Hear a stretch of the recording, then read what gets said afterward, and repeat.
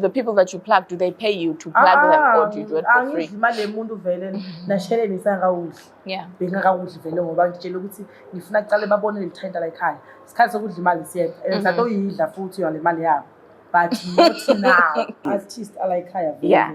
Nami ngina artists ala ekhaya, but most of them bahambisa imali.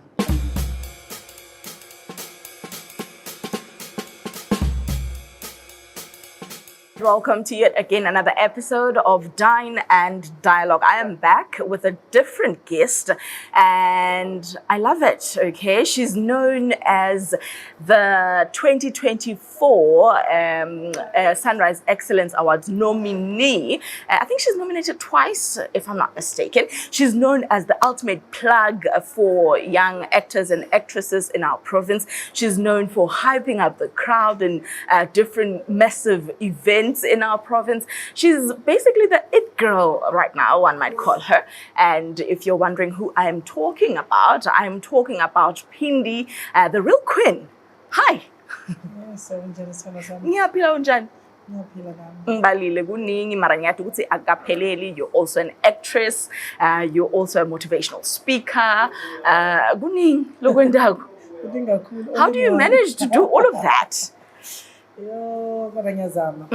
So that's why every time I advise abantu ukuthi if nangabe usangakuthola okufunako make sure you push out, check this line fit up ungavali push in time you want. Sometimes uzoze uliphusha ngothanza wena ayisolento kusebenela kusasa, but leli likhona kuwe vele into kusebenela kulelo lifihlala mavidi. That's why mina ngenda konke ngakuveta nje konke so kuba easy for mina ngibona ukuthi okay manje njengoba sekuvete konke njengamanje le MC engichanelanga. Yeah, I can tell.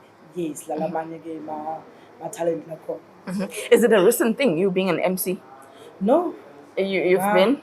Ngicela kakhulu usanemicimbi nje noma kusesonto from Sunday school vele. Naku busy maybe nemicimbi maybe kuyama like Valentine school or something ekhona. Vele bengicela ukuthi kuba MC wa Sunday school ekhala nemicimbi MC angathi ngicela kumbambisa yabo. Njalo kunomuntu vele omuthandzako vele nje kakhulu ku-MC yakhe. We are at Fishmongers in Mpumalanga. I must confess this is the first time that I'm actually here, so I'm surprised that there's actually a place that looks this good that I do not know about. But I know the reason why I don't know this place. Yeah. She already explained it to me. This place is for the big shots. So clearly, level. That's why I don't know it. I mentioned all the things that you do, and then I mentioned the name that you go by, Phindy The Real Queen. Behind Phindy The Real Queen, there's a person that decided one day, this is who I'm going to be, this is what I'm going to do, this is the energy I'm going to put in all the work that I do. Can you introduce that person to the world? Because also you made mention earlier on, you don't touch my personal life. Yeah, but I'm just gonna scrape the surface, okay? So ngicela uchazele bandvu labangakwati or bandvu labakwati as Phindy The Real Queen. Kuthi ngibani kahle kahle? Ngiyabonga kakhulu ukubaleka ithuba lelo. So Phindy The Real Queen ngihlala ngisho ukuthi each and every person kune behind the scene. Ngiyalofuna the behind the scene. Yeah. Not lo bakubonako no ngifuna kwathi lo muntu lo responsible. Uphindile ke. So ngasho ukuthi kwimbendi be short ngilomuntu othanda kakhulu entertainment vele industry ngasho njalo.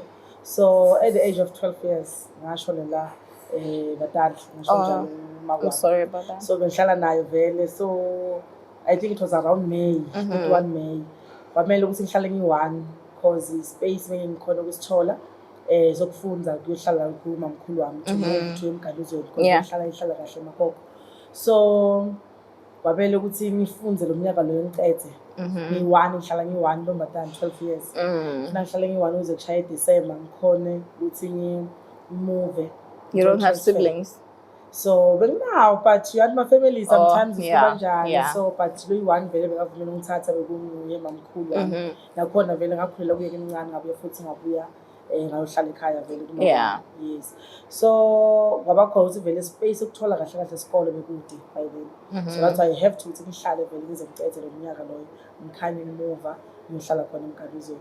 Ngafunza nje ngi1 hlala i1 kakho easy. Yeah. Bengisebenza ngiwasha la 12 years ngisebenza la emakhaya abantu ngiwasha impahla isikhathi sokucenza nje yabona ihlobo bengilithanda because of ngiyakhona ukuthi ngiyocenza yabo lamakhaya abantu kubile lomnye mama ongakhona mama bayakhulu bengimgada abantu abakhe nje bafundzile bonke ba right ngimgada ke lapho ngiwasha ngemalanga lapho esikolweni weekend ngisebenza emasaluni baba bambe emasaluni ke kude ngikhole ukuthola imali ukuthi ngifundise esikolweni ngikhona futhi nokuthi ngithengele ukudla ngaba honest vele ukudla ngithengele because by the end vele ukuthi lo angiprovide anything ukudla uniform iflanti bo i-period yonke leyo. Yeah. So ngafunda ngaqala lapho ke I remember esikoleni ngicala le business ngithi okay ngithengisa nje yabona nje uma tulo nje uma snacks ma sweet esikoleni ngoba ngiloko njalo nje so ngamuva ngaphela iminyaka ngaya emgabizweni but labaningi bangana hope nami ngikuthanda ukujayiva vele ukujayiva ngicala ekudzala bebangibona ukuthi maybe kube kunebo bazikapite ehlala kahle bengiyena kuna something but into jayiva ke benganandzaba engijayiva bengikuthanda vele ukujayiva kusinde namuhla ngikuthanda ngijayiva kube ngiloko nje but labanye bakhona bangana hope ukuthi nje uqeda isikole hlala i1 nabo kuba naloko yet I said mina ngakutshela ukuthi into kwenda kahle and ngithatha lemavama kwami before hamba wangitshela ukuthi ngingumuntu ngibantu and kumele ukuthi ngihloniphe umuntu nama ngihloniphe so my blessing ama blessings ami ngiyafuna asebantwini and angibadla abantu ngoba you have to make sure to respect each and everyone ohlangana naye because une blessing yakho thikho so ngaqala ke lapho ku understand ukuthi life injani angagijimisa ukuthi I need people abanemali or wenekali because I believe that everyone is blessing yakho so kufuna ukuthi ngimake sure ukuthi behave njani ngiphatha njani then ngaphela umnyaka ke ngamuva ngaya emgabizweni ngihlala khona nomkhulu wami naye akasebenzi ke kuwesi ngathi hoyini besheni abantu bakhe bakhona bakhulile bela le so nakhona ngangahlala ngachubeka ngisebenza vele emakhaya ngithola ukwasha vele impahla ngena nje ngoba ngiyenda tata tam vele nje dingale indlela sithi emaledi ibhakastina ngiyakwati mina ngibhakile ke titina ngiyongitshele ke ngiyakwati ke mina so tata tam sithi manje bangathi ngiveta yengamangalo ukuthi yabo because of ngitshela ukuthi ngifuna lo ngifuna mina and angifuni someone else angendele ngifuna ukutendela ngifeel the pain and enjoy whatever lo ngikwenda usiloku kubuya kimi. What was the driving force behind that? Because I feel like that's part of your biggest principles to say I want to do it myself and I don't want someone else to hand it to me. What was the driving force behind that? Yini lebe ikwenda ufise utendela tonke tinto takho ungaphiwa? Yeah, ukuthi ngasho ukuthi from ngingalahlekela hope from ukushona kwama kwami ngoMay nga-relax I think around June yabona ceda kushona sevona promise evona so benginale hope ukuthi evona into kunakanya sengonana ngomzali yabona nje but akuzange kwaba ngale ndlela leyo kwathena kwaba ngilenye iningi lenze ngisho but so akuzange nje kwaba njalo. Oh goodness, I'm sorry. Do you need for us to cut a little? The reason vele why ngakabili victim is from lapho because bengi expect kakhulu vele okuningi from family ukuthi basite labaningi like ngasweli but nga end up sebekumele ukuthi it didn't happen like that. Ngitimele and ngaqala ukutimela kwenteka angizange ngaba nake ukuthi nelibless abelingendela lingilethela lokhu owayeve boyfriend thithi lebengendela konke no bengitimele by then vele ukuthi ngiyatisebela at the age of 12 years remember that ngihlala Yeah, no, I like what you just said because I think it's the reality for most people. Maybe the circumstances are not as bad, but esikhathini lesiningi uma umuntu uphila nebantu you tend to have expectations like side ebantwini and then you go to find ukuthi it's not quite as you expected.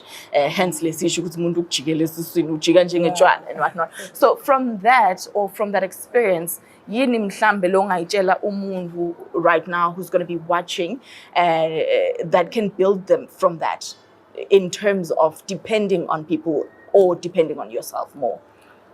Lo ngakusho kakhulu ukuthi unga expect anything to whatever lo yenako unga expect phakathi okusika like manje ngisla podcast and I'm so happy ngakacabanga nami lo nje into lesho lokunengi like Really? something big like nami ngidiva vele hey yabo. I did mention that she's an actress, so mhlambe zoyang actela. You never know. So ngidiva nje yabo nami nje ngibaleka kakhulu kakhulu ngifuna mama ngibaleka kakhulu. So namanje ngisho ukuthi anga expect ukuthi this video ihambe viral vele sengidumile sengubo because of once I expect lokho ngicala lapho ke kuba ne pressure or ngicala sengiya disappointeka sengicala someone uyangibuta ngale podcast sengirecommenda kabi because mina ngema expectations ami that's why everything ayiyekela yendeke nto ngakhona my wish ohlala my wish vele ngizochinja ukuthi ngiyafuna ukuyibona injani hamba abaningi bafundzele okuningi ifike nakulapho abantu abanye abathenga ithuba lenjengaleli but akusho ukuthi kube ngiexpectile mina for now I wish no expect akungasho njalo abaningi abakhona ukunderstand ukuthi I wish ukuthi ngibe ngiyabekisa ngibe MC lodume kakhulu mhlaba wonke but akusho ukuthi vele into lengiexpect sendeke nyalo 2 minutes so I have to build I have to work hard until ngize ngifike lapho. Alright. So ngiloko nje longakusho ukuthi ababeketele ungayi ngokuthi na wena into ufuna. Thank you. Thank you so much friend. Okay, wait. Njengoba usamile la yeah, she's the lady that's responsible for the place that we're at, right? Yes. Yeah, I think maybe Ndotola Skat and say hi to you properly. Okay. Yeah, thank you so much for the service. Yeah, from an early age, you've learned to be independent. You've learned to plan because some of us were fortunate. You have your parents who backbone is up, you know, choose this career or follow this direction or abandon these friends and whatnot. You didn't have all of that. You had to decide on your own. This is what's going to work for me. Yini lebo ufuna kuba ngiyo noma yini lebo ufuna kuyi-achieve from an early age? Ngasho ngase ngifuna kuba ngudokotela. Ngasho njalo vele ukukhula kwami ukuthi ngoba ngudokotela. Ngisho into yami yonke vele. Yeah. The reason why makwami umuntu lo ngathi bekane problem isifuba. Sometimes asihamba just maybe ngikhathele kumbe maybe ya check up eThemba. Yeah. So besifona bangabanaki labanye and kufika laba worse because ngihambela right aphile just ngoba check up. So thole bangabanaki lo even ngathi nginaka leso sikhathi lapha ngigcina incane but bengifile ngathi you know what ngifuna ngidokotela because of angifuna abahluphela abaningi.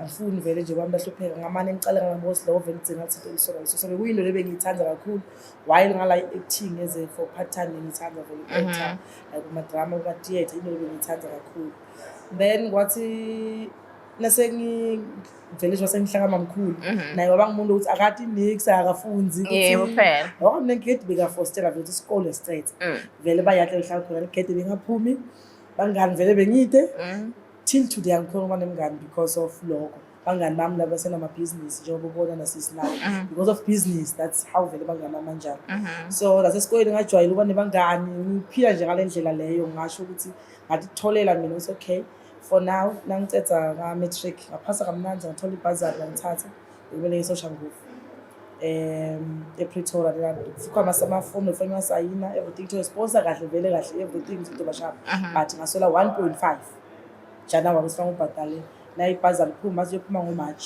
into batonga refund back ngatrya futhi again ngazama ngayithuza and ngabe yeleletha yafika before December ngabe ngasebenza ngayihlanganisa ngazama but akuzange waba easy 2012 boyo wenda ini ngoba ngidoctor la wathola ibhazari yokuba ngidoctor yes ngifunza nje kahle unekuhlala konke but ngisola 1.5 ukuregister nemali ukuthi ngirente from January February March then masiba ngirefund tobuye so ngitelutho angina uhlala lena anginasihlobo lesejozi esikhathi leso angathi kumele ngicala ngendeni. And you missed that opportunity? Yes. Wait, from that experience or from that period, what did you take? Because esikhathini listening but see from everything there's a lesson or there's something that you're being taught. What did you learn from that when?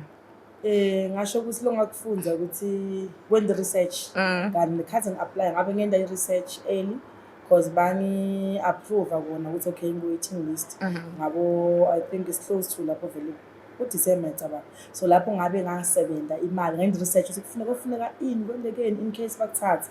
So into khona ukuthi ngizame lokuthi ngisebenzele leyo mali u-ayida ngicela khona futhi ama-sponsor besingathi njengamanje ukuthi uyaduka abantu ama-business ucele bengingadi bengiblank ngingadi lutho akufani njengamanje. So ngiloko-ke lokufundzile ukuthi ngabe kade prepare if one something in research nabaku-sponsor or either uthola ibhazari bofuna ini bacala ukubhadala nini kwendekalani but prepare in time like njengami ukuthi January bangithatha bathi 15 January kumele ukuthi ngicale or whatsoever 15 days imncane to raise 1.5 nemali yokuhlala iningi. Okay, kunesisho le sithi whatever that's meant to be will be, or if it's yours it's definitely going to find you. Do you believe in that? Ngihlala ngisho njalo every day. So manje you don't think ukuthi maybe that wasn't your destiny ukuthi uyofunda la kubantu bodela? Ngathi tshela after lapho ke ngathi cancela mina ngathi anginguluzi hope. Yeah, ngazama kuyochecka ukuthi inzawo ukuthi if nangabe ufuna umzadoda uvusebenza part time khona wathola ukuthi akwendeki lokho. Yeah, kude vele kodwa ukuthi ngama part time. So ngachecka ukuthi yini ngayithola ngathola ukuthi teaching yeah, le ngayithola. Ngabona okay is fine ngacala ukuthi sebenze ngokamkhulu building while ngisebenza laphana but bengifihla every time bahlaba ngibona nganalutho bathenga bena ini because bengibhadayele unisa by then ngifunza le teaching izanya sekudolapha abantu besikole.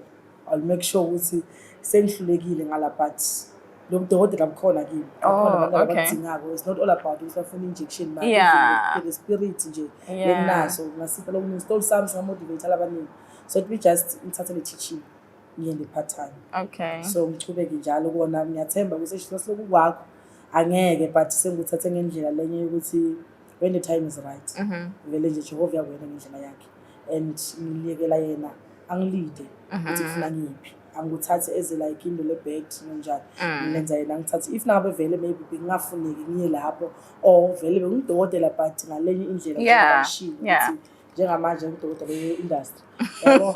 So okay, entertainment so okay, lokhu njalo nje ngathi cancela lapho ngene teaching ke ngaqedza ke ngabe ngosebenza ke lapha esikolweni yabo. All right, I feel like we don't have a lot of time and we don't have time in our side. So we'll fast forward to you being maybe the force that you are in the industry right now. Firstly, because I feel like this year everyone knows who you are. From last year already. So in everyone's faces like this, what Phindy The Real Queen, now so how? Ngasho ukuthi ngiqale ngale acting because acting ngiyithanda. Then ngasuka lapho ngaya eJozi. Yeah. Fike eJozi I remember ngifika eSABC fika lapha eJozi ke ngichecka ukuthi kwenekalani basilana ungeni ungana agency lo dingayo. Salo buto sibona njani kusikhona TV because bengibuda kubhuti wethu engimamention bathi ufuna esikole university ufunza ku-actor engimamention ngobani. So ngasitshela ukuningi nje yabona ukuthi uzugive up ngeke uzukwenda ufuna ufunza vale instead of bangiyede ama agents banginiketa ilist ema-college ufuna uregister uyafuna imali ukuthi ungikhona la. That day, so when all you had was just your raw talent that you believed ukuthi okay. Yeah, ukuthi ngafika yes ngafika lapho ngahlala bathi awungeni ngalana angathi nix. Ngafika le casting director lapha kumvanga buthi oh you are the one out there for I journalist. I said yes. For and you were not. But I prepared yes. But imbahla were you there for that Noma? Okay. Okay. But yes, TV yabo. Yeah. So I've got okay, come back so late because we are waiting manje after my scene as a watershed. Yeah. Shooter nini ase kuphi ase court. Watershed ngapha sikwendeka nje okay. Hayi emotweni ngakhipha nimadla fast. Ngabuya vele nebreak yami lapha ngathi angifika pha bakhetha abasihamba ngale drop akuchoose ukuthi ugcoka tipi. Bachoose banginiketa silethi perfect. Ngiyagcoka vele ngigcoka two piece green. Right vele bathi perfect right saya ngalela. Sayovela kwafika kwashuthwa lo so usayina bathi usayina under agency angathi ukuthi ngidinga yipi leso sikhathi lesi angathi ngidinga yipi bathi usayina under agency lapha ngafola kule agency engizimention ngafaka kuyo igama abutana sami ngathi awumention into letiningi it's not like udoboshwa awusudlulile sometimes So kwabangiloko kwatholakala-ke ngasho ukuthi ngibe yi-0 to hero yabo asayina kuyo kwabangiloko nje ngaqala-ke ngathi okay sengitojoyina ngoba yabo ngiloko angisivele nami ngifuna sengize ngehole No, so lo muntu lo bekabitiwe bekaku. akakedi ngoba kude lokwafika that day vele sho ukuthi akakedi on that day. Okay. So sashila sacedza after ngicedza bangibita-ke bangitshela senginesikhathi asho yasho sibona italent lehle lokunye lo muntu oku-advise abantu ukuthi if yovele TV sometimes kuzoba bangabuvedi kakhulu. There's something nabayo-editha ngiyacabanga bayathi aba-edithayo bayayibona le-talent so bayazama ukuhayida lokunye ukuthi maybe satomsebenzisa for i-role eso asiprotecte ine-career yakhe for kuloko naloko. So ngathola lapho ukuthi abantu no eningi ungaphinzi weningi leso if nangabe uyolo check you are talented please push uthole ama-agency sona uto-acting that's where ngaba motivated vele lapho. So after lapho ngabuya ngabuta kwenzakalani kanzi kuyovela TV bacala ngethi nge-picture the professional picture ngene TV ya-act. Oh, okay. Ne-talent lakho akukho ukuthi kufuna uziyofunza uye kuphi no ayikho. Ngabuya-ke nangibuya ngacala ngabuya futhi nga-aplayela for i-seat ngathola i-featured-ke lapho ngi-anti ayongena kusitha ngabuta-ke kwenzakalani ngathola i-agency ngacala kaSiyakulanza iMpumalanga yonke. No, I wanted to ask you about that ukuthi usabala isitha nje you're known as mina nje ngifuna kuyovela isitha ngiyathi usifuna ngikubide ngiyangena lapha ngiyavela noma ku 2 days akune stress. You're known as ukuthatha abantu balayikhaya uhambe uyokubafaka kanti wena watana nabani lapha sicela lapho usitha angisho ukuthi angisingatani umuntu usitha kwaba ngilokuthi njengoba ngisho ngathola the first episode 1 usitha bengikhona ngishutha mina. So ngabuka-ke lapho ngangithole role ngacela ngabuka production ngalabo sima i-agency ekhona yabo ngathola i-power casting agency nakhona ngathi okay fine mangena njani la kwenakalani please ngicela ukuthi ungifakele ngicela ukuthi na ufuna abantu bongitshela bathi no iMpumalanga isekutheni le mali incane le ngaba khona ekhona cover transport from Mpumalanga and accommodation for you once don't worry about that. Namhla vele ngifuna ukusho ukuqala ngathi asinandzaba thina lo thina sifuna yini ithuba nisipheni ithuba libona we know ukuthi lenye into indzawo sitawuthola yini lawo ma-opportunity ukuthi bayibone le-character elapha kini ngithole umsebenzi obhethi. But are you sure ngathi yes lokhu sengibuya-ke ngavula i-Rice Mpumalanga talent and kwasuka lapho afuna ama-monologue hayi kuyabhetha mana ekhaya monologue umuntu u-actene kwakhe asho aba-understand anything about the industry which means playback. That's okay lokhu ngakwenza. When was this? I think it's 20 ba? Not last year angicala ama-workshop because nandiscover khona ukuthi I'm not sure but so ngabuye ngacala lama-workshop abitra nje basejozi bangi-assista shem labakhona bangi-assista sacala nganalutho i-Rice Mpumalanga talent vele senama-workshop to train abantu basekhaya labanye ukuthi bayasala endleleni. That's what I believe ukuthi each and everyone une-station sakhe la yowehla khona nakuqala something behla labanye i-station njalo njengenxa isikhathi sabo sesifikile vele sachubeka-ke sabaqala ba-workshop aba-right ngabita nga-invite ama-actors la ngathathe-ke industry akhona batrain babe-well trained. That's why imini workshop yethu ihlukile sena practical sibe nani ne-theory practical kunenjengaletho so ukuthi bakhona uku-understand. Basuka lapho baqala-ke seba-apply benda lokhu ngalenye indlela baqala-ke bashaya bonke abantu-ke manje swati sebasibona ukuthi siyasebenza ngabathatha njalo-ke bangivumela le-Black Brain Straight ngikhulume nabo nabafuna abantu betekini basho phinde sithi ngabantu abasongs okay assist labanye-ke nayo le-agency leyo nayo beyitakini icele abantu. So do they pay? I mean, do the people that you plug, do they pay you to plug them or do you do it for free? Angizimali emuntu vele nasheleni isangawudli bengakawudli vele ngoba ngitshela ukuthi ngifuna kuqale babone le talent la ekhaya isikhathi sokudla imali siyedwa and satoyidla futhi yale mali yabo but not now sisaqala sisabhinda sonke sisazama le industry but nase kufika isikhathi kokuthi vele sesitimele nathi se-production yethu la ekhaya it's way like kudla imali yabo sebu-easy but for now bengibahambisa kuphela thola ama-agency nani angikathathi lutho nabo labanye bakhona ngofakazi wami bengichaza vele because siyaspenda kusuka sejosi aleyo mali iphindze bencane so angeke kube fair uphindze udle leyo mali alo muntu loyo up until ngaze ngiregister le-Rice Mpumalanga talent as an agency. Wabuya futhi ushaka ilembe nanyalo ngathi iMpumalanga yonke izovela kushaka la uvela ngesithombe awuveli ngikuye esikolweni. That's why season 2 kugcwele iMpumalanga kuphela kwasana ngathi noma ngabe uvela kayi-1 bakuhlaba ngesikhali uyafa noma uvela uthi hebe uyafa lokusala kuvela as long as uvelile ulando ukhona yes because lokunye labanye bakho abaselekthile if lo understand basicala ngebackground akusi easy ukuthi uvele uthole role yeah now ufika esethini ngila ufika khona uba more ubakhomba ukuthi ngiphetheni labanye ngikhumbula kusitha mina ukuze ngithole role ya Doris ngakhala kushone inkosi le nkosi mina ngisebenzi lapha ngakhala ngidlwana abafati bonke bese ngikhayela umsebenzi vele bengakhala ukuthi ngikhayela lenkosi bese ngikhayela umsebenzi uthi nawe editor wakho talent bathi we bakulethe badalo uyakhala lo yeah so ngaba like vele le ndaba real so ngisho khona ukuthi but ngiye ezeni yabo so uyaqhubeka lapho nyaka sengifeatured sengise stories kusitha even nona isakhulu isakhulu yeah so ngibhilivela ukuthi banga give up just umuntu ufuna role ekhulu no angalizi role hambe bakhombise ethini ukuthi ufunani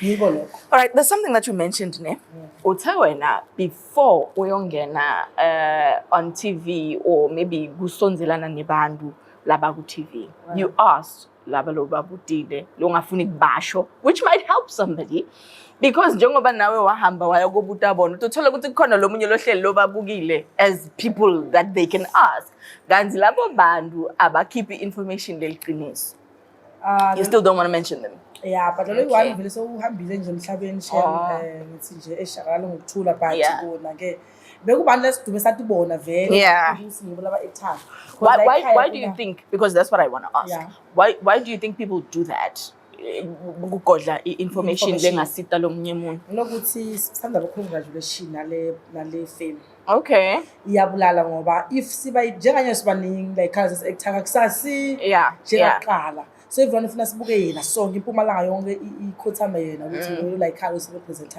kanzi mina ngokubona kwami if sonke siMpumalanga bathi sayiMpumalanga idlala yonke ile lento yisijwayela ekhaya njengejobe jobe ngeke uzusonke le muntu ngefeatured because of they are used to lento le but like ekhaya kithi kuba into lekhulu iba into that's why mina ngabaposter sithi congratulations because usuka la wejuice kusisithombe sakho baselect uhambe uyo actor bakuthatha production akusi nje lento manje some of them ngakhuluma ukuthi abanye ama background abanye yini but bas congratulations yes you have to congratulate them kwinto lenhle leyo so ngiloko lokhona ukuthi people bafuna ukuthi babe bodwa bona kakhulu yabo so singabi baningi lesisho ukuthi congratulations so nami kubathatha kwamsiyele sonke le TV bekungiloko iaim ukuthi Mpumalanga is all about Mpumalanga yebo siyaphila unjani mama Melo sijabulela kwa Oh, okay. We're bougie. Okay. Ngicela ngiphe imila kulo trust akho na nje chicken. Yeah, the trust akho just le mnanzi le vele usho nayo ukuthi our chicken is very yeah. Which one? You want a baby chicken, half baby chicken or a full baby chicken? Okay. Yeah. It's coming with chips, rice, veggies. With veggies. It's veggies, okay. And then chips on the side. Yeah. Yes, extra chips on the side, please. Hot. Your love for the streets, your love for the streets, for people in the streets, for people who are still trying to get somewhere, for the community, yes, in Mpumalanga. Where does it come from? Where does it stem from? For usho ngoba ngiyazi ukuthi abantu bala ekhaya uyabathanda kuningi lokwentako imisebenzi yakho ikhombisa kukhathalela bantu baseMpumalanga okay so kakhulu abantu bala ekhaya eMpumalanga ufuna i-change eMpumalanga ungabi indzawo lekuthi yethu sodwa kude labachama but neba labachama ekutheni bete lakithi thina sikhona kuya kubo so ngibili that's why ngizama indlela ukuthi even ama-artists angahlala performa la ekhaya kuphela Mpumalanga you're building a bridge basically aphume aye ngaphandle ayekuthi ngapona ngaphandle ahlala la ekhaya so and lokunye futhi nabo lamgwaceni nabo nyawupe matalent alamgwaceni maningi kakhulu that's why ngibajaji if bantu bathola isikhathi ngitholo lo yi1 umbude kahle ukuthi wayatholakala lapha labanye bakhona yes vele but 80% labanye team labanye basemakhaya abantu abafundisi mayeshe bavele because of nakathi mina ngirapper abayi understand uyabona so kunokuthi bamsupport basizama ku rapper ezegospel at least le talent ayisomnana khona namsupport abamsupport if first maybe Pantsula jive njengami ngingadithwekela yabo understand so lo MC lo thekaka so lo mntwana ekhaya bathi yini lo idansako ingoma ya tantani kanzi le talent after lapho mina I know ukuthi ngithanda back job I'll go and kneel down ngithandaze ngibone ukuthi ngiyabonga umsebenzi ongipha wona ngiyabona le talent but because of the support abantu abafuni nokuba expect ukuthi vele wasiwenda lokho sokulendlela leyo. That is very controversial what you just said. So uhambo uyogotweka mawucatha so uyoguca ngamadolo. Ngiyabonga ngithi talent leli nasesonweni ngiyatweka baba ngibukha ngiyayo kodwa esonweni yes talent leli sing something le better. Usonto kubika. Esontweni ngiyangithi ngiphile talent lami. Manje ngalo usonto kum. Usonto owesis. Uyatweka esonto? Vele na TikTok bishop wami uyakhomenta ku TikTok vele angithi angihambi nduni angimathi twala angibhemi ngithi talent le. Yeah. So la sesontweni ngiyaya ngiphusha talent even music osudlalako. Nabantu talent labo nabo la. Okay. They need something instead of labaningi ba judge abantu. I think you have to pray for them ukuba protecteke like the industry. Bangaweli kuma drugs bangahambi ngcuni bangendi lokho nalokho but le talent ukal change le muntu lakhe mina ngisatothweka vela sinabandleni babongibhuka anginankinga ngiyaya ngi-entertain talent nami ngiphiwe ngijob. Okay, I'm not judging. It's just weird, but I'm not judging. Speaking about the industry and the work that you do, and the fact that you're everywhere, there's a lot of tension the corner like the industry, especially like in Mpumalanga. And you spoke about the fact that in Mpumalanga ingane. So gulula guti people might feel like you're stepping on their toes. Yabona mawufuna ubang MC na ulana sekufila ngathi uthatha spaces sawo ngumuntu. Unfortunately the pie is big enough for everyone, but unfortunately the way that it is perceived right now bonakala ngazuthi so uyabona ufuna konke kube kwakho. How do you handle that? How do you maneuver yourself around that and ensure that your relationships with people are right when kanjani? Relationship yami iba kahle. Ngifunda something asibekise njengamanje kule Truth Music Festival. I'm part of the team le organizer. So I'll just go straight. You understand? Ngiyabekisa kulama event organizers la already vele organize something ngiyakubo. Ufise kunendo leso ngicela usit. Senda njani masiyaphi. Ukhombisa kuba humble. Nokhombisa ukuthi angeti kutomosha but I need them pieces. When you want to be a part of something vele ngiyakubo la wena njani uhamba njani akusona ngiphize ngiba invite lento leyo ngingabi like ukuthi sengiyasukuma wena ngena relationship nalabantu labo. That's why akukho easy ukuthi kuthi angivani nabantu. Namhla ngibona ngigcoke iskipa sani lesinye sale event lesinye because I'm more of marketing futhi nok organize ama event. So anginyathela umuntu and lokunye kulaba labanye lama artists baba happy nabangibona ngena duka something because they know ukuthi mina ngena khona ngihamba naba seMpumalanga ngeniwani. La wangibona khona ngangibona so Kenya usengilana ku event lethi una something ngibhizi ngayo ngiqale maybe MC or acting or whatsoever ngisuka ngithola indlela yokuhambisa laba la ekhaya ngisuka ngivula indlela ngasho ukuthi ngeminyango wabo. That's why I'm all over ngihlale emuva ngithi ngifocus lokho but into le hamba kakhulu ngifocus kuyo vele ngilo MC. Vele lokho ngiyo le hamba kakhulu ke. Now, one thing that makes most people nervous with having multiple relationships with people, awugazi wahlangabetana nikuthi wena mawuvana na lirato. I have my events that I organize and then whoever the next person has their events. We don't see eye to eye. When you work with me, have you never been affected by that? Ukuthi mhlambe angeke usakhona kusebenzisana nazibani because now you're seen as somebody who's taken a side or something. Kuye kukhona ngihlangabetene nabo. So how do you handle that? Ngedeal. Deal serious vele la. Because ngeke uthi nangavana rato umnikani because rato kimaka ngendilutho. You understand? No, mawuthi ngedeal usho ukuthi mina ngakubhadala ukuthi angifuni mali. Ideal yami ngebantu baseMpumalanga ukuthi lesi ngiyabekisa event ithide ethithine asivana le event leso as a computer. So dasebenza nawe wena as an MC wethu asikufuna ukubona ngale. Yabo? Ngithi it's fine. You understand ngithi but ngiyangipromise sayina ukuthi ngiyohlala ngikhona ama event eni onke and you'll make sure ukuthi ngifaka ama event ma artists like ekhaya eMpumalanga do event here. That's our deal. So with a deal that is good enough, ungayi adopt a name. We adopt a name. Angibe a name yalo muntu. Van usho and Van you don't attend the like events and whatnot. Mina ngiyasebenza la. Nangisebenza la uthi wena sivumelana ngokuthi awuyi ngale ngosebenza. And vele ayikuthi ngieneme ukuthi angisa lo mningi ngibonga. No, not like that. Neta ngisebenzisana. Lokuthi vele wena so uyangisayina njengami industry vele abanye kubanjalo uthuna so wait permanent la. Njengawo rato nyalo la uya podcaster la ngeke ngivulisa ukubona podcaster maybe yabo something le njengale side. But kuba kwami la nyana lo funa sebe ne-agreement lethide leyito builda mina iphindze futhi yena njani ibuilde neMpumalanga ingamoshi. So if nangabe iMpumalanga ibenefita lapho vele ngiba ini angifuni ukucamba manga vele ngifuna ukuba honest as long iMpumalanga ibenefit ngiba ini but angendi lokho ukuthi ngiya social media or sengilwa nange futhi kusasa ngiyajust ngomoya nalomuntu nginaye akusho ukuthi so kulasta for as long as lesivumelwano after that you exactly kukhona manje kuyenteka vele ekhaya njengoba ubunta ngalento levels and iyenteka vele but I don't have a choice as long ubenefita ini ma-artist la ekhaya bantwana lami because it's all about labantu ukuthi bathola ini nami talent lami liyaphi angifuni ukuhamba ngiyi-one ukuthi nasengifile iMpumalanga ngiyafa at least nangifa bathi bekunaphinde at least there's someone nomunye lophinda amvusile njalo njalo yabo so iba njalo nje.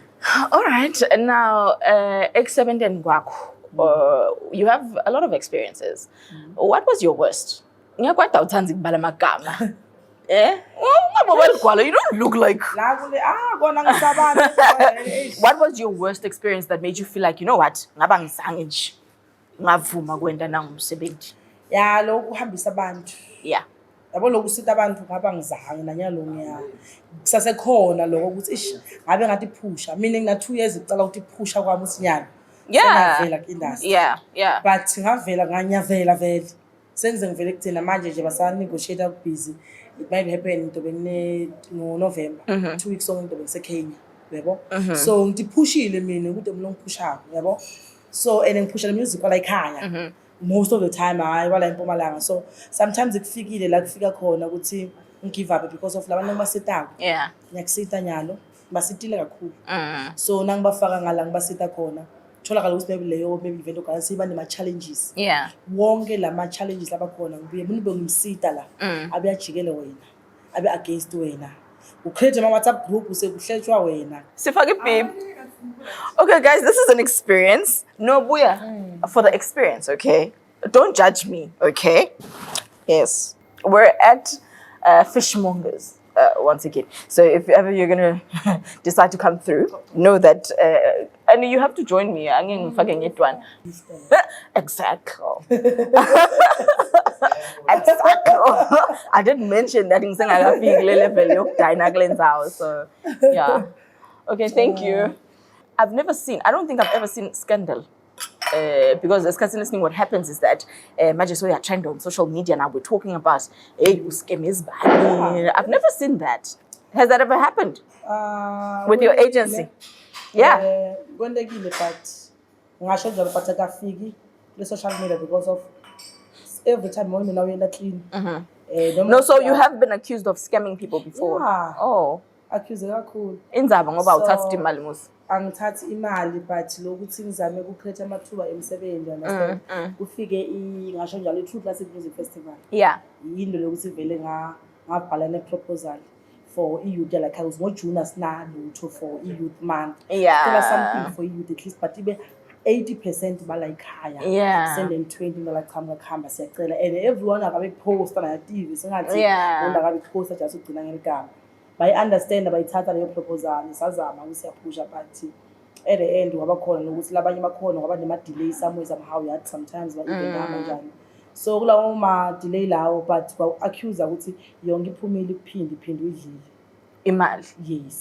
And even la kulama agents labanye baphutha kubhadala into indzawo watholakala ukuthi i-TV phindi uyidlile but I'm happy with everyone uyitholile whatever leyo bebabambe khona imali bayitholile ukuthi ngakayitholi even production there's no one ohleli la ngathi kumbe phindi mina leso angaholi or leso ngasebenza ngayitholi there's no one everyone owasebenza la afake khona under our agency Mpumalanga talent vele bathole everything but delay ahlala khona lo muntu okusho ukuthi bani kakhulu artist ukuthi bangaphili umoya kakhulu delay ihlala khona. So and even on social media labanye bayabhala yabo and bayabhala but mina ngisale enhlahla basengakafiki social media but WhatsApp group yona already beseyikhona ukuthi vele Phindy The Real Queen must fall so but I understand how must fall cause uyabo user abantwana bebani understand labanye just nje na yes bayise Jones mahala even my background like shit ukuthi up to wena because yakuchazela people wabo lay irole sona ngoba so if you take it or leave it imali iso before usuka so if someone ayithethe which means ngathi nje uyijabulele uvumile, but because of abantu bangaphandle and labantu bakhuluma ngolabe bala kule nto leyo, but because of isikhathi sabo sokuthi kubehle kule ncola bese sifikile, but bafuna kwehla nebantu labanye. Right. So kuloko lokube khona. Okay. Now, what happens with the entertainment industry, I think also la Mpumalanga more especially, is that seyakula, it's becoming a thing now for almost everyone, which means that there's more and more people who see it as an option.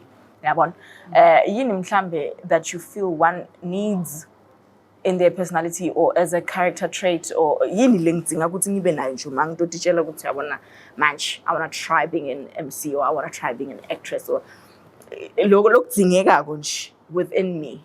I mean, ngilokusho singasho ticashe. Yeah. Cala ngokuthi ticashe.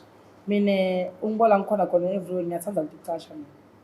Angilinzi ukuthi ngihleli la, because I believe ngiyohlala la ngibone ngitrend TikTok or social media. Sengithi baya ngathi no, event organizers akahlali TikTok la manje. Yeah. Adila ngebantu ababonayo ukuthi laba vele bakuphi. So ngiyaya ngi-approach ama-event organizers, approach ababona i-poster and ungaqala ukuhambisa imali cala. Hambisa umsebenzi wakho ukuthi ngicela ungibone ngiyabona. Mina ngiyofika ku-event yakhe yokuqala uyangibona wena. Lama video yophuma nawo lapha ayongithoyela more than 7 million abantu ukuthi lapha phili bebambona or phili bebelala.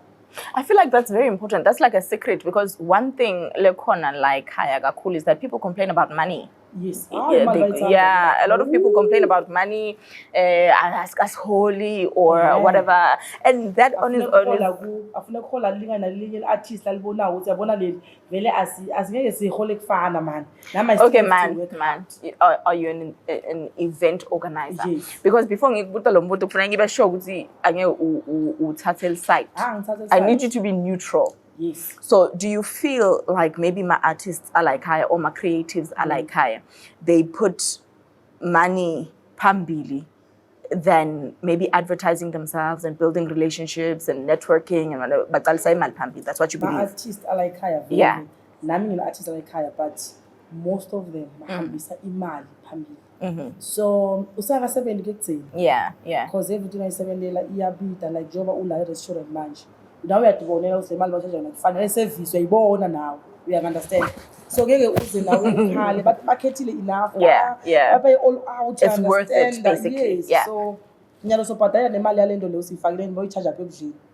We understand. Konke labasibhokisa khona because my budget doesn't allow. Remove it now before it gets dirty.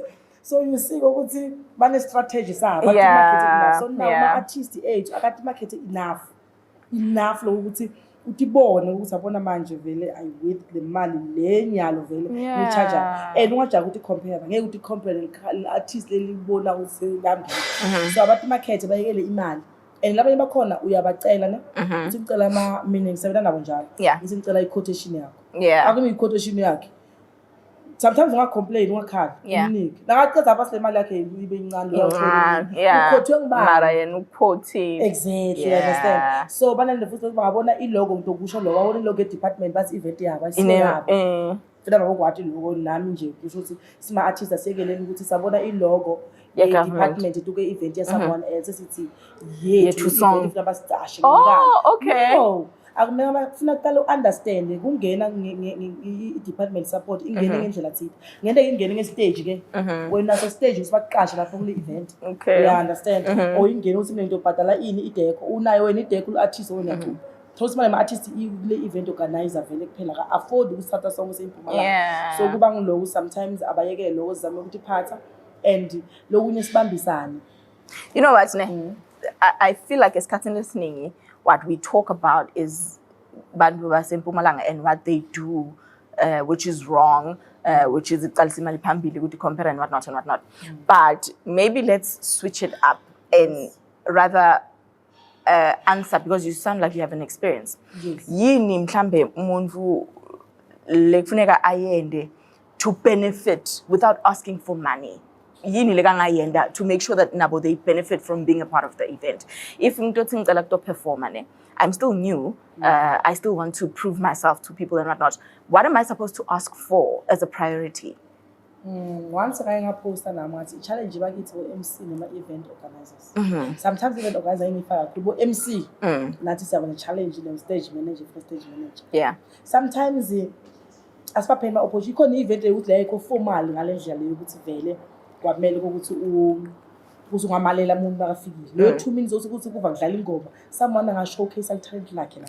Yeah. Asivuleleni sibavule intandla umuntu sibaphe because lo munye ngeke usuke lomcashe ungakaboni ukuthi wendani and responsor kwathi usebenile osebena kuni ngamnikete ithuba asibapheli ithuba ma-event organizer akabaphe amathuba even noma ngabe uqashi line-up uvule nje usecela only 3 after showcase only 3 the best let's vote for 3 uvule social media labo vele boy showcase noma utesta ngabe sound malapha stage bekakhona ukuthi vele uperforming ya active understand so ababapheli ithuba lokushowcase even noma ngabe umuntu uyafika noma kungimphindi sengisekuzenyana ngilapha halfway nangifika nithi ngicela ungiphe ithuba maybe noma nga-MC wa 2 hours ngifake elitobona ngiphe lelithuba lona lelo ma-event because i-event yakhe isuke ikhulu nayo nami ngisuka ngibuye ukuthi ithengise so singabavaleli ngaphandle kunolokhona because nabo ukuthi bathi ithengise ithuba lincane ngoba ababathathi ababaphi leli thuba lokushowcase ma-event organizers lamaningi line-up ihlala iyi-1 nayo lowo ngiyakusho ma-event organizer angiphinde ngifake futhi all in one nawe yakho line-up ihlala iyi-1 no sengiyasho ukuthi i-line-up ihlale iyi-1 usathi sivele ngingahosta lokhu nabantu you understand so asitshintsheni mani sibone umuntu osingakazambona sibone sibe busy ngapha ungabi ne-team yokuthi le team le yale event le team le event and ma-artist lokunye shamcala ukusho lokho ngingakazakumenshini ma-artist ala ekhaya kayekele ukungena ama-politics ema-event organizers ungahambi lecile supporta wonke ama-event because wena usemkhathini bonke lama-event organizers adinga wena ukuthi ama-event abe successful ungatholi selicembini labantu selicembini laphini secembini labani wena nje clean nama-event organizers akayekele ukugodla ama-artist eziflawa ahami lawa abo bani because I feel like you just said whether you do take sides as long as they're beneficial to you. I just decided to share. Oh, okay. Oh, this is the full chicken. Yes. Your plate is a little bit hot. I ate my chips. Oh, my chips are wet. Oh, okay. Thank you. Yeah. Okay. Veg. Alright. These are the benefits of saying that your guest should be the one that orders. So yeah, today I'm eating veggies. Yeah? If you follow at the podcast, you know that I try to avoid veggies almost all the time. So when I go to see Jimin and stuff, I say, I follow you. And even if you look at her body, you can tell that she's like a gym fanatic. How do you feel about your plate? Just from looking at it. I'm a veg, chicken, So how do you feel about your plate? Yeah.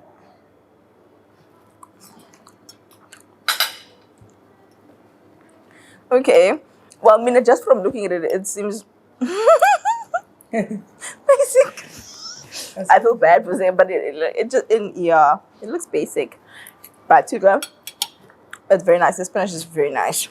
Earlier on, you said to me that you do take sides. Yes. But then now, artists should not.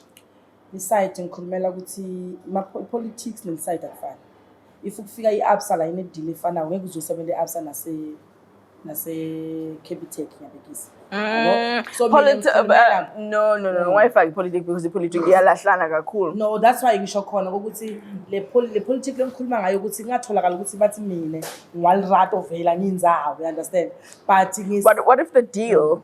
Yeah, the deal is fine, but social media no, kuyabulala artist. They shouldn't take it to social media. Yes, but ithathe kuwe wethi sithi buda why should phinda sikazambona yabo bazi bakumention ke page lelo lelinye lelo ntathu ukuthi ngiyafisa ukuya but because of our contract nale company le vele ngiyakhona ukusebenza la, you understand? Okay. So but ungayithathi ku social media ukuthi if sibona ukuthi manje siwisa abantu sokuthi silapho abantu bakavuka, you understand? So social media that's why ngibangathathi ma side on social media. Okay. I-contract yabo because if I benefit umuntu it's okay. You are right, la benefit khona uyahlala mentality la. but on social media ungakuvedi kuze vele ukuthi nawe yabo Yeah. ukhulumela lokho because kuba kuhlungu labanye nangiba represent ngifike ngithi ngema artists laba thayi lo asimfuni. Do not adopt enemies. We understand, Yeah, yes, but yeah. if now you end up behind mina ngiyadata njengamuntu ngisupport abantu ngabangadi ukuthi mina ngisayine nani Oh, yeah. understand. It's just work. On social media angikufaki it's just Yeah. because of umsebenzi and I respect our contract vele ngiyohlala lapho. All right. You understand? Okay. No, we can go on and on and on about the politics and tensions in the entertainment industry and whatnot. Business kuluma ngawe, which is the reason why we're here today. There's so many things that you're involved in. Let's give us a true classic and just sakuluma. So maybe we can talk about the project that you're busy with right now. Yeah. Usitshele kancane ngawo, siqale ngayo True Classic. What is it about exactly? It's classic like ngizamile highlights. It's a group of companies. Yeah. Inema company amaningi. Yabo? Oh, okay. Including my truck, True Power, electricity, security. Oh, So my event. yeah. So my event is something like ba more of uplift my talent, but Yeah. get the same quality as nama artists lamakhulu. That's why na last year we should don't satisfy proposal Yeah. by approve ukuthi sizohlala siyena vele annual for my artist aseMpumalanga sitowena vele i-event Yeah. music festival for bona. Yeah. Yabo because ngibonile ukuthi lokuningi ma event ala ekhaya sekayanza ngisaba maningi Yeah. which is good Yeah. ukuthi emsebenzi ngiyajabulela kakhulu so bona ngoJune akuna event lekhona kude levama kuba khona Under a sina True something, Classic. yeah. No, like kakhulu Oh, yeah. ikithi mo ngaphandle kwe-invoice iqhele so we don't have anything lenye lengathi ngalakithi yabo so but no problem ngoJune singahlala siyena ngoJune. Okay. Then True Classic is all about for my talent la ala ekhaya. Then if ukusethwa even line up uthathwa vele wonke lama district wonke and ke apply vele. Okay. Baleni ukuthi umuntu apply now meet ama requirement afunekako then sokuba nalawo ke 2% ukuthi laba vele abakazi bayenza but bayo showcase but bayabhadala. So kuba ngiloko ke True Classic lapho so for ngema event so we part of the event the organizers Yeah. True Classic. Yes, and the marketing we part of the marketing yabo. Okay. And then we'll move on to another one. Yes. Ngiphile mhlambe lo busy ngayo project right now. So i-project lenye vele lengasho sengibhizi ngayo for now la ngibuyona kakhulu i-Rise Mpumalanga Talent Yeah. True Classic ngoke lawo vele ngasho silisha my babies vele ke Yeah. ukuthi ngiyaphinda nami ngidlala ithuba ukuthi ngaleke ngifike la ekhaya so nginyo lengathi ngibuyona kakhulu namanje nje today vele nje ukuthi ngihijackile siyoniketa ama families ngithi ama families because besine event on Saturday Yeah. spinning event so after namuhla kufuna sihambe so mixa nokudla ama-food parcel for ama-families around lenzabe sikuyo ngabala ngathi banindi kakhulu so nema-orphanages la siyabo-check-a basilenzela i-3 so basibanida ama-trousers 62 20 per ilo leyi-1 Okay. so that's what we are doing because into lenye iceli ukuthi iphinde futhi benefit nani ne-community benefit ngagcina ukuthi just benefit i-True Classic yodwa so and I'm so happy ukuthi ba-understandile naleyo proposal yami leyo sabambisana Rise Mpumalanga Talent and the True Classic ukuthi singarana ngikwele ngilonke nabonyawuphi esithethe 2 manje baye-rehab Yeah. i-True Classic and Rise Mpumalanga Talent ngingasho njalo but i-True Classic akusiyo yami mina I'm part of True Classic ngani nge-relationship thide lekhona. Okay. So I'm not the owner ukuthi vele ngimneka the True Classic. Yeah. Nako lo ngihlala ngiclean banini ngiclean because sometimes ngiyahlupha ukuthatha something ngasi yakho uyi-own as if yakho. So ngasho ukuthi ngiphathi thizeni lapha nalapha ngusihlanganisile ngiloko nje. All right. Now, from that statement, look at Alexander, I think because your face is seen in a lot of things, how do you deal with people coming to you like, phela ngifake? Angifake phela nami ngiyafuna. How do you deal with that? Because people tend to think ukuthi you have a say, you know, and lesinye isikhathi mawuqhaza ukuthi hayi phela nami ngene ngalendlela le sebakuthatha ngathi uvala minyango or you want to be the only one that's shining. How do you deal with that? Leyo ngikhona ukudela kamnanzi because ne-family yami lakhona ihleli ibukeli laba batobukela understand. So angicashi ukuthi ngiyakwazi Angicashi ngokuthi usihlobo sami. Yeah, never ever. If ungaka apply or apply, that's why abaningi bamangala. How seyenteka ushiye abantu ngathi u-applyile na. Aka apply and futhi ngibize ngibalekele akusimlo ngiselector. Because mina ngaqasha mhlaba wonke. So apply and then wait, so you've never given first preference to your family? Angikaze vele ngeke vele ngivunge kwendini or even a friend. Yeah? Yes. That's why even my team ngisebenza le marketing kude isihlobo sami lapha kude sama nomade ubonge bengicala kwamitha ene good team solongihamba nayo because of avoid ukuthi angifuni nani favor mina the way ngikhule ngakhona yonke into uyisebenzela hard ukuthi angikaze ngathola favor kude la ngeke ngareceive khona favor ngiyadicasha everywhere. I remember there's a day la kuwena yakhona nakhona nje umsangithanda ukumenshina.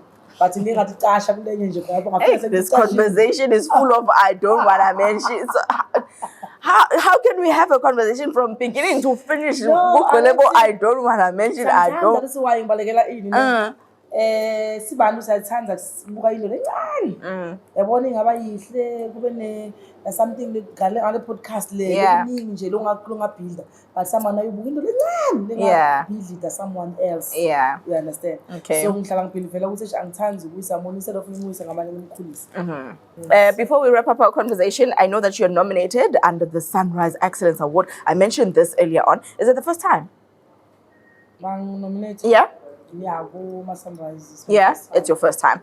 How do you feel? Yeah, I'm nominated to the my game awards. Okay. Yes. Now, how do you feel about being nominated under the Sunrise Excellence Awards? Because I know that one thing they bayiqalisa phambili is umsebenzi wakho. Indole dikhulumelago under those awards is the level of excellence that you put into your work. Yes. So how does that make you feel to know that you're nominated more than once even? Hey. Kodwa mangitshelile vele after last year's prison ngena award vele ngifuna award. Yes. Why? Because of some disappointment engingaba nawe yabo. Okay. So but after this year banginominate kuphinde kwavuka futhi lelo uthi hayi man. Maybe very good right and the same category lena last year ngayiluza again namhla futhi banginominate kuyo yabo. So it's way like ngabona us no level yami. That's why ngisukumele kakhulu ngabona nema nebantu support on social media. Yeah. I just want to say thank you bomondli bakhoba bo Thobani. Oh, so nyalo ya mention. No, baposting lele public vele bayibonile bo Khubuza meyiwa bo. Yeah, I've actually seen. Yes. Yeah. Bolo boba nje bonke bangipostile understand. Yeah. So kube into ukuthi bangimotivateile but bengayithathi yabo bathi phindi. But then when if uluza ilona leyi1 vele bosodubile. No, bengibone ngathi bekuqala kwami ngena ama-award. Yeah. But nga-expecta ngale ndlela ukuthi okay kufuna wena so ufuna uvote wena lokana ngayenza i-research like ngisho ukuthi yonke into wena ufuna i-research eqala before ujumpa in yabo. So kwaba ngiloko nje kwangigula moya kancane but baningi nalabanye abasho ukuthi mina ngifuna ungena ema-award. Yeah. So but abakuthathe lento le as if like ijeni man ngeke uvele uthi uqala vele thatha ama-award bakhathi ijeni nami sengumukele njalo and thank you so much ukulanga mabona bangimotivate like njengoba ngisho ukuthi if ngibona abantu bayise serious kakhulu kangaka nami kwangenda ukuthi motivate banginominate okay community builder okay yeah na community usho bayibona lento ngendawo even though sina ngenda into ngiyifaka social media ngenda ngiyadiveta mina but nawo ke bayibona ngisho ukuthi bayaphi imisebenzi yami okay isho abaningi ngiyaba motivate ngalonke kwendawo you understand. So that's how very namitive sengimkhulu but angifuni amangizange aba excited at the same time. Yeah. How do you keep your brand clean? Hey. Phindy The Real Queen. Yeah. My brand. Yeah. How do you keep your brand clean? Ingabi nje ne yabona. Yeah. Mina ngiphila life yami. Normal life. Yeah. Ayingifakeli pressure.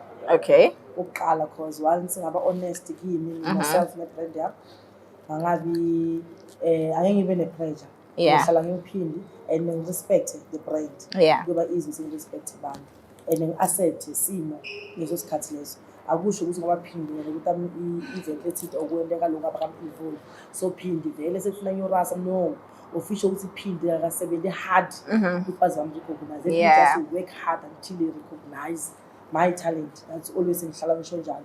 So ngihlala ngiyenda ibe clean ngale ndlela leyo and ngimake sure ukuthi ngiproject ngihlala nebantu noma ngabe ne-stress kubuhlungu njani bakubhukhe ne-stress. I remember ngiceda ngingcwaba baba wami. Have to come ngiyoperforma. Tuke abantu kufuna wena uhlala ungafiki ube lisizi kufuna banikele lo bakujwayele ngaphindi. Phindi bahle bambona hleka but behind Phindi it's every day go through nani abangwathi. So that's why ngiyenda ukuthi be clean because today la ngifika ngilweleni abangibhadali ngene date ngifika ngala lo sengiye ngikhalele sengiyagula alana sekuvela lokho. So that's why angifuni every time kuyingcolisa ngihlala ngimake sure ukuthi ngibanikela side lelibonako leli ngalomsebenzi. Azange ngasi nangicala iphindi The Real Queen njengoba ngayithiwa abantu bazi The Real Queen. Nalo The Real Queen wengathi babonani but today sengiyabona nami sengize ngiyale-enjoy. It's because of babone something thile. So ngalihlanganisa ultimately lethi ngahlangana nayo. So what does your brand stand for?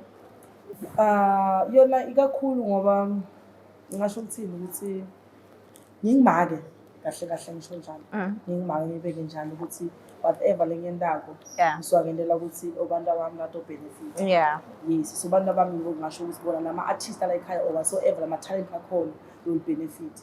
Whatever lengiyendako lokujiva kwami ngivule amathuba sengiyahamba yabo Jozi. Ngiyathi ma-artists acele atonto hamba nawo neJozi. Nanguthi ngiyeKenya namanje njengoba kuphela so ngihamba nama-artists la ekhaya ngihambe ngiyi-one. That's where ngibona lapho brand yami umsebenzi wayo just ukuthi ngigrowela abanye ama-type not for mina kuphela.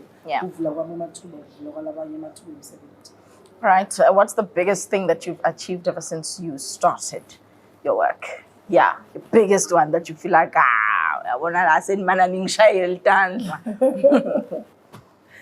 Into nje lekhulu. Yo, sangathi sibawuthi because mina ngiyenhlole ukuthi yonke into nayivela kimi ivela lithuba iba ikhulu like. Ngithatha like ivela ukuthi balithuba yabo. Kuqala nje kakhulu evele yavela. Yabona kuphuma kuPhumalanga news. That was a big one for you. Newspaper ngayokhomba ngokwamlalelo khona. Kuthi ibuka ukuthi ngikuphi ngifunza yonke indzawo. Phumalanga news ayifani nokuthi ngakana gezi hambile abangibone TV. No.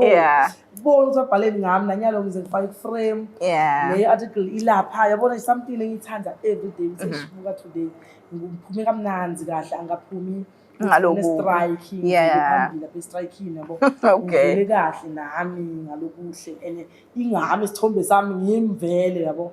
So ngiyendo lekhulu kakhulu engasho ukuthi ngiachievile and the rise Mpumalanga talent. All right.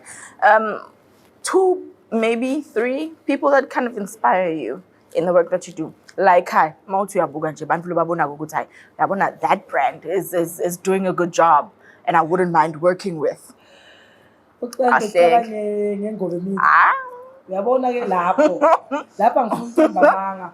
Everyone. Wait, disclaimer. I did not offer her money to say this. We did not pay her to say this. No, I'm just putting it out there. The reason why, ngisho njalo. Ngaqala kuyakhona bengifuna I remember ngiyela for ukona kuma copy ana bobhathi kwe-rice plant. But angifika kuningi lokwendeka lapha. Kuningi lokubona kwentako lokhu nalokhu ufuna lokuyakwenda konke and uyaphumelela. Ngaya kuyiphasi ngicela kuhlane phasi understand isikoleka la. Bese ngobe kusona so engiyathanda umsebenzi ngiyabona kwendeka la.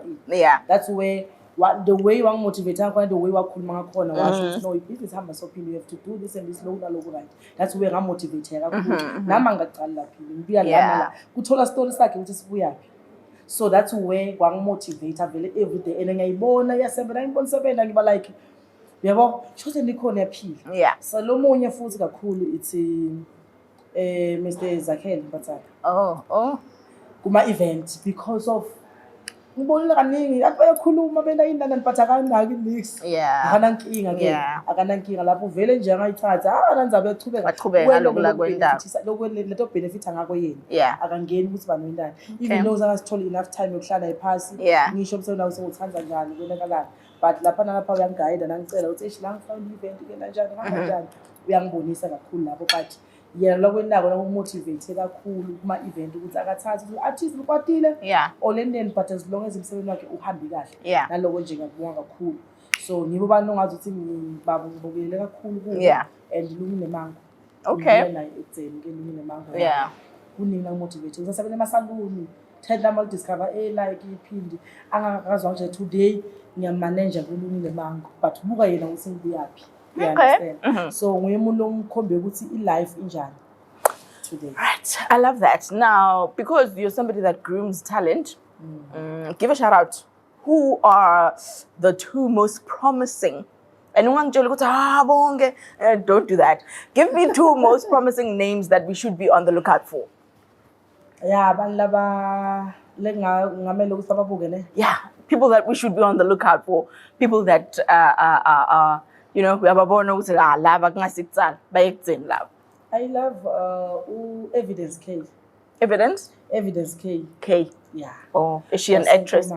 Uya-actor, uyacula, but Okay. more une-voice. Okay. Une-voice. I wish kwangazuthi angathola maybe featured or somewhere. Yeah. Featured khona, but bampile lithuba because manje yathi pushela ayi-1. Yeah. But iva nje ngoba that i-voice nayo uphiwe nje kakhulu. Okay. So is someone lokufuna ukuthi bangayekele litandla kakhulu. She's from Nkomazi. Okay. She's good. Uyaperforma and uyaphusha kakhulu, uyapusha like ngendlela enye, but kumele babe careful ke because the way asebenza ngakhona umsebenzi wakhe hey that's representa kakhulu ke eMpumalanga. So Okay.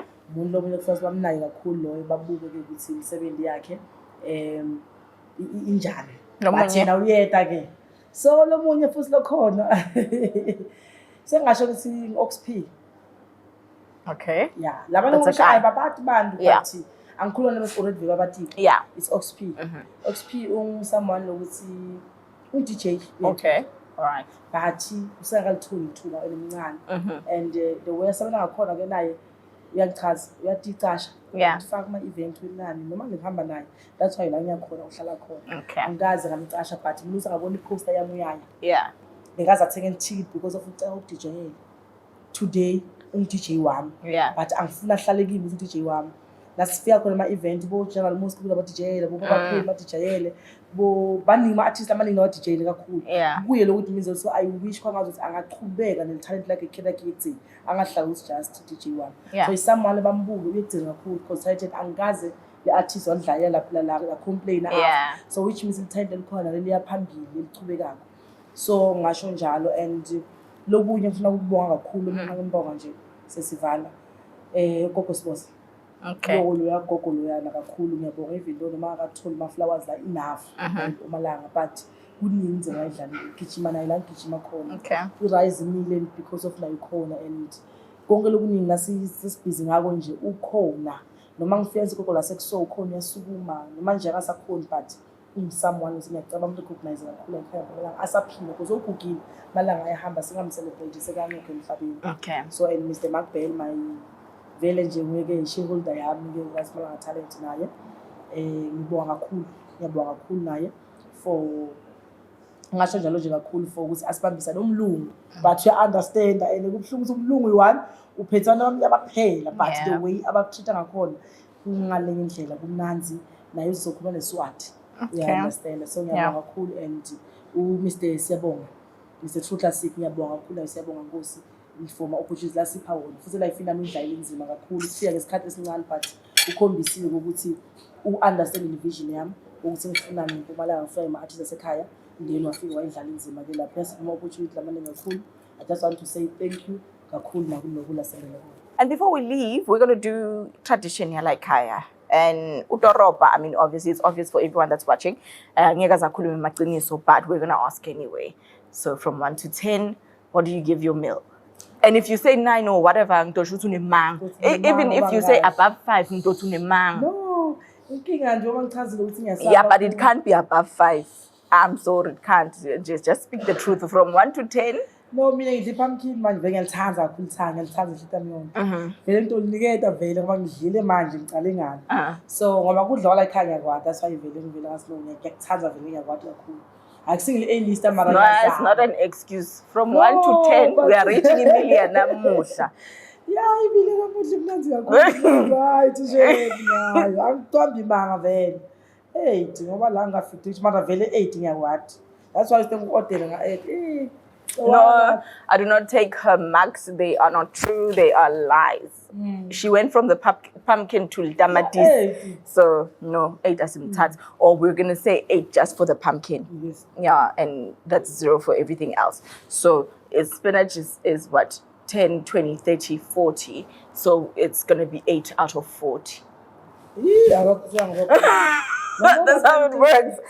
For me, no. yeah, no, for me, I didn't mention earlier on because just from the eyes, it was just basic.